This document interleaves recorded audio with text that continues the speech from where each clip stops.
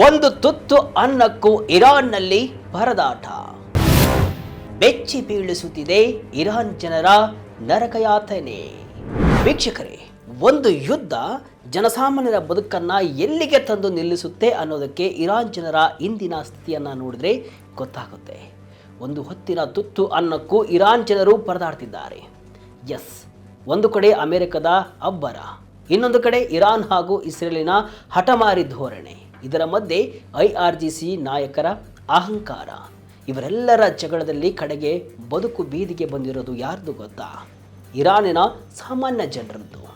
ಯಾವ ಮಟ್ಟಕ್ಕೆ ಅಂದರೆ, ಜೀವನ ಸಾಗಿಸೋಕೆ, ತುತ್ತು ಅನ್ನ ಕಂಡುಕೊಳ್ಳೋಕೆ ಮನೆಯಲ್ಲಿರುವಂತಹ ಹಳೆಯ ಸಾಮಗ್ರಿಗಳನ್ನು, ಹಳೆಯ ಬಾಟಲಿಗಳನ್ನು, ಹಳೆಯ ಶೂಗಳನ್ನು ಮಾರಾಟ ಮಾಡ್ತಿದ್ದಾರೆ. ಇದೆಲ್ಲ ಬಿಡಿ, ತಲೆ ಕೂದಲನ್ನೇ ಕತ್ತರಿಸಿ ಮಾರಾಟ ಮಾಡುವಂತಹ ಮಟ್ಟಕ್ಕೆ ಇರಾನ್ ಜನರ ಪರಿಸ್ಥಿತಿ ಹಾಳಾಗಿ ಹೋಗಿದೆ ಅಂದರೆ ಯೋಚನೆ ಮಾಡಿ.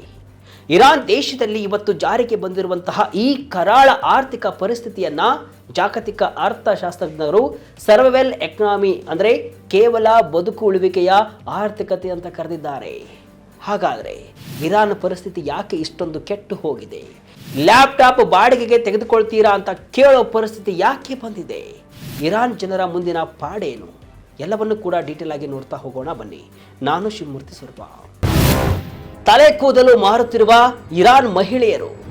ಎಸ್ ವೀಕ್ಷಕರೇ, ಯುದ್ಧ ಶುರುವಾಗಿ 6 ತಿಂಗಳು ಕಳೆದಿದೆ. ದೊಡ್ಡವರ ಯುದ್ಧದಲ್ಲಿ ಇರಾನ್ ಜನತೆ ಬೀದಿಗೆ ಬಂದಿದೆ. ವೀಕ್ಷಕರೇ, ಇರಾನ್ ದೇಶದಲ್ಲಿ ಇವತ್ತು ಬಡ ಮತ್ತು ಮಧ್ಯಮ ವರ್ಗದ ಕುಟುಂಬಗಳು ಆಸ್ತಿ ಮಾಡಲು ಅಥವಾ ಹೊಸ ಮನೆ ಕಟ್ಟಲು ಒದ್ದಾಡ್ತಿಲ್ಲ. ಐಷಾರಾಮಿ ಜೀವನವನ್ನ ಮಾಡಬೇಕು ಅಂತ ಹೇಳ್ತಾ ಇಲ್ಲ. ಕೇವಲ ತಮ್ಮ ಉಸಿರನ್ನ ಉಳಿಸಿಕೊಳ್ಳಲು ದಿನನಿತ್ಯ ಹೋರಾಡ್ತಿದ್ದಾರೆ. ಇದಕ್ಕೆ ಅತ್ಯಂತ ಜ್ವಲಂತ ಸಾಕ್ಷಿ ಅಂದರೆ ಮಹಿಳೆಯರು ತಮ್ಮ ತಲೆ ಕೂದಲನ್ನು ಮಾರಾಟ ಮಾಡ್ತಿದ್ದಾರೆ.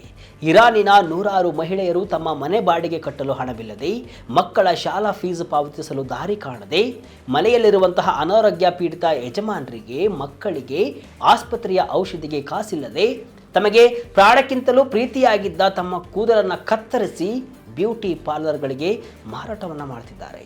ಸಾಮಾನ್ಯವಾಗಿ ಇರಾನ್ ಮಾರುಕಟ್ಟೆಯಲ್ಲಿ ಉತ್ತಮ ಗುಣಮಟ್ಟದ ಉದ್ದನೆಯ ಕೂದಲಿಗೆ 3 ಲಕ್ಷದಿಂದ ಬರೋಬ್ಬರಿ 10 ಲಕ್ಷ ಟೋಮನ್ವರೆಗೆ ದರವನ್ನು ನಿಗದಿಪಡಿಸಲಾಗಿದೆ. ಆದರೆ ವೀಕ್ಷಕರೇ, ಇದೇನು ದೊಡ್ಡ ಮೊತ್ತವಲ್ಲ. ಯಾಕಂದರೆ ಅಮೆರಿಕದ ದಿಗ್ಬಂಧನಗಳಿಂದಾಗಿ ಇರಾನ್ ಕರೆನ್ಸಿಯ ಮೌಲ್ಯ ಸಂಪೂರ್ಣವಾಗಿ ಪಾತಾಳಕ್ಕೆ ಕುಸಿದಿದೆ. ಬರೋಬ್ಬರಿ 10 ಲಕ್ಷ ಟೋಮನ್ ಹಣವನ್ನು ನಮ್ಮ ಭಾರತೀಯ ರೂಪಾಯಿಗೆ ಹೋಲಿಸಿದರೆ ಅವರಿಗೆ ಸಿಗುವುದು ಕೇವಲ 1236 ರೂಪಾಯಿಯಿಂದ ಗರಿಷ್ಠ ಅಂತ ಅಂದರೆ 4279 ರೂಪಾಯಿಗಳು ಮಾತ್ರ. ಹಳೆಯ ಬಾಟಲಿ, ಹರಿದ ಶೂಗಳ ಮಾರಾಟ. ವೀಕ್ಷಕರೇ, ಇರಾನಿನ ಅಧಿಕೃತ ಪ್ರಮುಖ ಸುದ್ದಿ ಸಂಸ್ಥೆಯಾದ ಇಲ್ನಾ ಬಿಡುಗಡೆ ಮಾಡಿರುವಂತಹ ಆತಂಕಕಾರಿ ವರದಿಯ ಪ್ರಕಾರ ಇರಾನಿನ ಜನಪ್ರಿಯ ಆನ್ಲೈನ್ ಕ್ಲಾಸಿಫೈಡ್ ವೆಬ್ಸೈಟ್ಗಳಲ್ಲಿ ಇವತ್ತು ಈ ಸರ್ವೈವಲ್ ಎಕನಾಮಿಯ ಚಿತ್ರಣ ಸ್ಪಷ್ಟವಾಗಿ ಕಾಣಿಸ್ತಾ ಇದೆ. ಇರಾನ್ನಲ್ಲಿ ಈಗ ಪ್ರತಿಯೊಂದು ವಸ್ತುವಿಗೂ ಬೆಲೆ ಕಟ್ಟಲಾಗ್ತಾ ಇದೆ. ಅಲ್ಲಿ ಜನರು ಕೇವಲ ಕೂದಲಷ್ಟೇ ಅಲ್ಲದೆ ತಮ್ಮ ಮನೆಯಲ್ಲಿರುವಂತಹ ಹಳೆಯ ಬಟ್ಟೆಗಳು, ಧರಿಸಿ ಹರಿದು ಹೋಗಿರುವಂತಹ ಕೆಲಸದ ಶೂಗಳು, ಹಳೆಯ ಅಡುಗೆ ಪಾತ್ರೆಗಳು ಹಾಗೂ ಕೊನೆಗೆ ಸೆಂಟ್ ಖಾಲಿಯಾದ ಮೇಲೆ ಕಸಕ್ಕೆ ಎಸೆಯುವಂತಹ ಕೇವಲ ಖಾಲಿ ಗ್ಲಾಸ್ ಪರ್ಫ್ಯೂಮ್ ಬಾಟಲಿಗಳನ್ನು ಕೂಡ ಮಾರಾಟಕ್ಕಿಟ್ಟು ಜಾಹೀರಾತನ್ನು ಕೊಡ್ತಿದ್ದಾರೆ. ಹೌದು, ಖಾಲಿ ಪರ್ಫ್ಯೂಮ್ ಬಾಟಲಿಗಳನ್ನು ಕೂಡ ಆನ್ಲೈನ್ನ ತಾಣಗಳಲ್ಲಿ ಮಾರಾಟಕ್ಕೆ ಇಡಲಾಗ್ತಾ ಇದೆ. ಒಂದೇ ಒಂದು ಬಾಟಲಿಗೆ ಬೆಲೆ ಸಿಗದಿದ್ದರೆ ಹಲವು ಕಡಿಮೆ ಮೌಲ್ಯದ ಹಳೆಯ ವಸ್ತುಗಳನ್ನು ಒಟ್ಟಿಗೆ ಸೇರಿಸಿ ಕಾಂಬೋ ಪ್ಯಾಕ್ ಮಾಡಿ ಮಾರಾಟವನ್ನು ಮಾಡ್ತಿದ್ದಾರೆ. ಅಲ್ಲಿನ ಜನರಿಗೆ ಈಗ ಪ್ರತಿಯೊಂದು ಇರಾನ್ ಕರೆನ್ಸಿ ಕೂಡ ಜೀವನಕ್ಕೆ ಆಧಾರವಾಗಿದೆ. ಹಣ ಗಳಿಸಲು ಏನೆಲ್ಲ ಸಾಧ್ಯವೋ, ಏನೆಲ್ಲ ಮಾಡಬೇಕು ಅದೆಲ್ಲವನ್ನು ಕೂಡ ಇರಾನಿನ ಸಾಮಾನ್ಯ ಕುಟುಂಬಗಳು ಇವತ್ತು ಮಾಡ್ತಾ ಇದೆ. ಲ್ಯಾಪ್ಟಾಪ್ ಬಾಡಿಗೆ ಕೊಟ್ಟು ಜೀವನ ಸಾಗಣೆ. ಇನ್ನೊಂದು ಅಚ್ಚರಿ ವಿಷಯ ಏನಪ್ಪ ಅಂತ ಅಂದರೆ, ಲ್ಯಾಪ್ಟಾಪ್ ಬಾಡಿಗೆ ಕೊಡೋದು. ಒಂದು ಕಾಲದಲ್ಲಿ ಲ್ಯಾಪ್ಟಾಪ್ ಅಥವಾ ಕಂಪ್ಯೂಟರ್ ಅಂದರೆ ಅದೊಂದು ಸ್ವಂತ ಆಸ್ತಿಯಂತೆ ಇರ್ತಾ ಇತ್ತು. ಆದರೆ ಇರಾನ್ನಲ್ಲಿ ಇವತ್ತು ಯಾವುದೇ ಒಂದು ವಸ್ತುವನ್ನು ಕಾಯಮಾಗಿ ಕೊಂಡುಕೊಳ್ಳುವ ಶಕ್ತಿ ಅಲ್ಲಿನ ಜನರಿಗೆ ಇಲ್ಲ. ಆನ್ಲೈನ್ ತರಗತಿಗಳಿಗೆ ಹಾಜರಾಗಲು ಅಥವಾ ಆಫೀಸ್ ಕೆಲಸ ಮುಗಿಸಲು ಯುವಕರು ಮತ್ತು ವಿದ್ಯಾರ್ಥಿಗಳು ಲ್ಯಾಪ್ಟಾಪ್ಗಳನ್ನು ಗಂಟೆ ಅಥವಾ ದಿನದ ಆಧಾರದ ಮೇಲೆ ಬಾಡಿಗೆಗೆ ಪಡಿತಾ ಇದ್ದಾರೆ. ಕೆಲಸ ಮುಗಿದ ತಕ್ಷಣ ಅದನ್ನು ವಾಪಸ್ ಕೊಡ್ತಿದ್ದಾರೆ. ಯಾಕಂದರೆ ಹೊಸ ಲ್ಯಾಪ್ಟಾಪ್ ಕೊಳ್ಳುವುದು ಇರಾನಿನಲ್ಲಿ ಈಗ ಕನಸಿನ ಮಾತು. ಇದಕ್ಕೆ ಮುಖ್ಯ ಕಾರಣ ಹಣದುಬ್ಬರ. ಇರಾನಿನ ಅಧಿಕೃತ ಅಂಕಿಅಂಶಗಳ ಪ್ರಕಾರ ಅಲ್ಲಿನ ವಾರ್ಷಿಕ ಹಣದುಬ್ಬರ 66%ರಷ್ಟಿದೆ. ಇನ್ನು ವರ್ಷದಿಂದ ವರ್ಷಕ್ಕೆ ಹೋಲಿಸಿದರೆ ಹಣದುಬ್ಬರ ಪ್ರಮಾಣ 87.9ಕ್ಕೆ ತಲುಪಿದೆ. ಅಂದರೆ ಕಳೆದ ವರ್ಷ 100 ರೂಪಾಯಿ ಇದ್ದ ಆಹಾರ ವಸ್ತುವಿನ ಬೆಲೆ ಇವತ್ತು ಸುಮಾರು 190 ರೂಪಾಯಿಗೆ ಏರಿದೆ. ಆದರೆ ಜನರ ಆದಾಯ ಮಾತ್ರ ಶೂನ್ಯಕ್ಕಿಳಿದಿದೆ.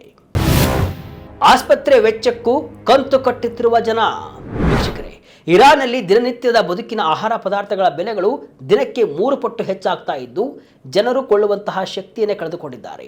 ಕೆಲವು ಕುಟುಂಬಗಳು ಹೊಟ್ಟೆಗಿಲ್ಲದೆ ಉಪವಾಸ ಮಲಗ್ತಾ ಇದ್ದು ಅತ್ಯಂತ ದಯನೀಯವಾಗಿ ಬಡ ರೋಗಿಗಳು ತಮ್ಮ ಪ್ರಾಣಾಪಾಯದಿಂದ ಚಿಕಿತ್ಸೆಗಳು ಹಾಗೂ ಕ್ಯಾನ್ಸರ್ನಂತಹ ಮಾರಕ ಕಾಯಿಲೆಗಳ ಜೀವ ಉಳಿಸುವಂತಹ ಔಷಧಿಯ ಬಿಲ್ಗಳನ್ನು ಸಹ ಇವತ್ತು ಒಟ್ಟಾಗಿ ಪಾವತಿಸಲು ಸಾಧ್ಯವಾಗದೆ, ಅಂದರೆ ಒಟ್ಟಿಗೆ ಕೊಡಲು ಆಗದೆ ಮಾಸಿಕ ಕಂತುಗಳ ರೂಪದಲ್ಲಿ, ಅಂದರೆ EMI ರೂಪದಲ್ಲಿ ಕೊಡ್ತಿದ್ದಾರೆ. ಆಸ್ಪತ್ರೆಗೆ ಹಣವನ್ನು ಕಟ್ತಿದ್ದಾರೆ. ಈ ಭೀಕರ ಬಿಕ್ಕಟ್ಟಿನ ನಡುವೆಯೇ ವೈಟ್ ಹೌಸ್ನ ಓವಲ್ ಆಫೀಸ್ನಲ್ಲಿ ಸುದ್ದಿಗಾರರೊಂದಿಗೆ ಮಾತನಾಡಿದಂತಹ ಅಮೆರಿಕ ಅಧ್ಯಕ್ಷ ಡೊನಾಲ್ಡ್ ಟ್ರಂಪ್ ಅವರು, ನಾವು ಇರಾನ್ ಜೊತೆ ಶಾಂತಿ ಮಾತುಕತೆ ನಡೆಸಲು ಸಿದ್ಧರಿದ್ದೇವೆ. ಆದರೆ ನೆನಪಿರಲಿ, ಇರಾನ್, ಸೌದಿ ಅರೇಬಿಯಾ, UAE ಮತ್ತು ಕತಾರ್ ದೇಶಗಳ ಮನವಿಯ ಮೇರೆಗೆ ಈಗ ನಡೀತಾ ಇರುವಂತಹ ಈ ಶಾಂತಿ ಸಂಧಾನವು ಇರಾನ್ ದೇಶಕ್ಕೆ ಇರುವಂತಹ ಕೊನೆಯ ಅವಕಾಶ. ಇದನ್ನು ತಪ್ಪಿಸಿಕೊಂಡ್ರೆ ಇರಾನ್ ಕಠಿಣ ಸೈನಿಕ ಕಾರ್ಯಾಚರಣೆಗೆ ಬೆಲೆ ತೆರಬೇಕಾಗುತ್ತೆ ಅಂತ ಟ್ರಂಪ್ ಮತ್ತೊಂದು ಸಾರಿ ವಾರ್ನಿಂಗ್ ಅನ್ನು ಕೊಟ್ಟಿದ್ದಾರೆ. ಆದರೆ ಇರಾನ್ ಸರ್ಕಾರ ಮಾತ್ರ ನಾವು ಯಾವುದೇ ಕಾರಣಕ್ಕೂ ಅಮೆರಿಕದೊಂದಿಗೆ ಮಾತುಕತೆ ನಡೆಸ್ತಾ ಇಲ್ಲ ಅಂತ ಹಠಕ್ಕೆ ಬಿದ್ದಿದೆ. ಇವರ ಹಠದಿಂದ ಈಗ ಜನಸಾಮಾನ್ಯರು ತುತ್ತು ಅನ್ನಕ್ಕೂ ಕೂಡ ಪರದಾಡ್ತಿದ್ದಾರೆ. ಗಗನಕ್ಕೇರಿದ ದಿನನಿತ್ಯ ಪದಾರ್ಥಗಳು. ವೀಕ್ಷಕರೇ, ಇರಾನಿನ ಈ ಸ್ಥಿತಿ ಬಗ್ಗೆ ಖುದ್ದು ಅಲ್ಲಿನ ನಿವೃತ್ತ ನೌಕರರೊಬ್ಬರು ಹೀಗೆ ಹೇಳಿದ್ದಾರೆ.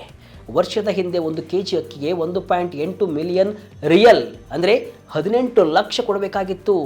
ಇವತ್ತು ಅದೇ ಅಕ್ಕಿಗೆ 5 ಮಿಲಿಯನ್ ರಿಯಲ್, ಅಂದರೆ 1 kg ಅಕ್ಕಿಗೆ 50 ಲಕ್ಷ ರೂಪಾಯಿ ಕೊಡಬೇಕಾಗಿದೆ ಅಂತ ಹೇಳಿದ್ದಾರೆ. ಅಡಿಗೆ ಎಣ್ಣೆ 7 ಲಕ್ಷ ರಿಯಲ್ ಇದ್ದುದು ಈಗ 30 ಲಕ್ಷ ರಿಯಲ್ ಆಗಿದೆ ಅಂತ ಹೇಳಿದ್ದಾರೆ. ತಮಗೆ ಬರುವಂತಹ ಪಿಂಚಣಿ ಮನೆ ಖರ್ಚಿನ 1/3 ಭಾಗವನ್ನು ಕೂಡ ಪೂರೈಸ್ತಾ ಇಲ್ಲ ಅಂತ ನೋವನ್ನು ಹೇಳಿಕೊಂಡಿದ್ದಾರೆ. ಪರಿಸ್ಥಿತಿ ಹೆಂಗಿದೆ ಯೋಚನೆ ಮಾಡಿ. ಇದು ಒಂದು ಎಕ್ಸಾಂಪಲ್ ಅಷ್ಟೇ. ಇನ್ನೊಬ್ಬ ಮಹಿಳೆ ಹೇಳುವ ಪ್ರಕಾರ, ನಮ್ಮ ಕುಟುಂಬಕ್ಕೆ ಕೆಂಪು ಮಾಂಸ ಅಂದರೆ ರೆಡ್ ಮೀಟ್ ತಿನ್ನೋದು ಈಗ ಕೇವಲ ಕನಸಾಗಿ ಉಳಿದಿದೆ. ಚಿಕನ್ ತಿನ್ನುವುದನ್ನು ನಾವು ಯಾವತ್ತೂ ಮರೆತು ಬಿಟ್ಟಿದ್ದೇವೆ.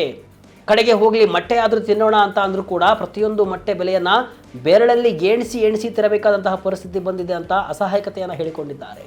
ಜನ ಎಲ್ಲಿಯವರೆಗೂ ಹತಾಶರಾಗಿದ್ದಾರೆ ಅಂದರೆ, ತಮ್ಮ ಪ್ರೋಟೀನ್ ಆಹಾರವನ್ನು ಕಟ್ ಮಾಡಿ ಸದ್ಯಕ್ಕೆ ಜೀವ ಉಳಿಸಿಕೊಳ್ಳಲು ಏನೇನು ಬೇಕೋ ಅದನ್ನು ಮಾತ್ರ ಈಗ ಹುಡುಕ್ತಾ ಇದ್ದಾರೆ.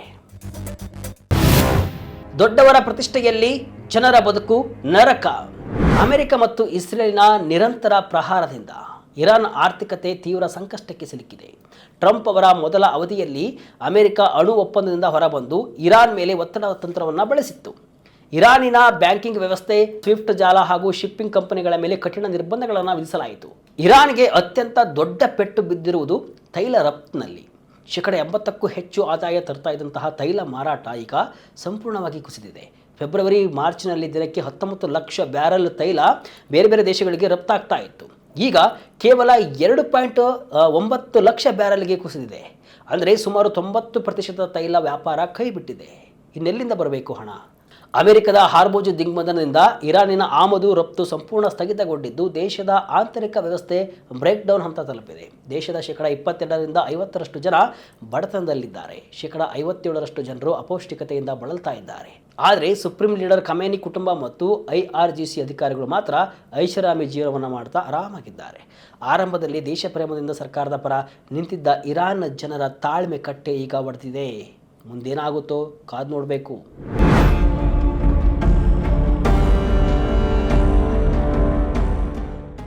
ಒಟ್ಟಾರೆಯಾಗಿ ಹೇಳುವುದಾದರೆ ವೀಕ್ಷಕರೇ, ಇರಾನಿನ ಇಂದಿನ ಕರುಣಾಜನಕ ಸ್ಥಿತಿಯು ಯುದ್ಧ ಮತ್ತು ರಾಜಕೀಯ ನಾಯಕರ ಅಹಂಕಾರದ ಪರಮಾವಧಿಗೆ ಸಾಕ್ಷಿಯಾಗಿದೆ. ಅಧಿಕಾರದ ಹಪಾಹಪಿಯಲ್ಲಿ ನಾಯಕರು ಅಣ್ವಸ್ತ್ರ ಮತ್ತು ಯುದ್ಧದ ಬಗ್ಗೆ ಮಾತನಾಡ್ತಾ ಇದ್ದರೆ ಅಲ್ಲಿನ ಸಾಮಾನ್ಯ ಜನತೆ ಒಂದು ತುತ್ತು ಅನ್ನಕ್ಕಾಗಿ ತಮ್ಮ ತಲೆ ಕೂದಲನ್ನು, ಹಳೆಯ ಪಾತ್ರೆಗಳನ್ನು ಮಾರುವಂಥ ಸ್ಥಿತಿಗೆ ಬಂದಿದ್ದಾರೆ. ಸರ್ವೈವಲ್ ಎಕನಾಮಿ ಎಂಬ ಹೆಸರಿನಲ್ಲಿ ನಡೀತಾ ಇರುವಂತಹ ಈ ಬದುಕುಳಿವಿಕೆಯ ಹೋರಾಟ ಜಗತ್ತಿಗೂ ಕೂಡ ಒಂದು ಎಚ್ಚರಿಕೆಯ ಗಂಟೆ. ಅಮೆರಿಕದ ಕಠಿಣ ನಿರ್ಬಂಧಗಳು ಮತ್ತು ಇರಾನ್ ಸರ್ಕಾರದ ಹಠಮಾರಿ ಧೋರಣೆಯ ನಡುವೆ ಬಡವರ ಬದುಕು ಬೀದಿಗೆ ಬಿದ್ದಿದೆ. ಇರಾನ್ ಜನರ ತಾಳ್ಮೆ ಕಟ್ಟೆ ಕೂಡ ಈಗ ಒಡೆದಿದೆ. ಮುಂದಿನ ದಿನಗಳಲ್ಲಿ ಇದು ಯಾವ ಹಂತಕ್ಕೆ ಹೋಗಿ ಮುಟ್ಟುತ್ತೆ? ಇರಾನ್ ಜನರು ದಂಗೆ ಏಳ್ತಾರಾ? ಕಾದು ನೋಡಬೇಕು. ಇದಿಷ್ಟು ಇವತ್ತಿನ ವಿಶೇಷ.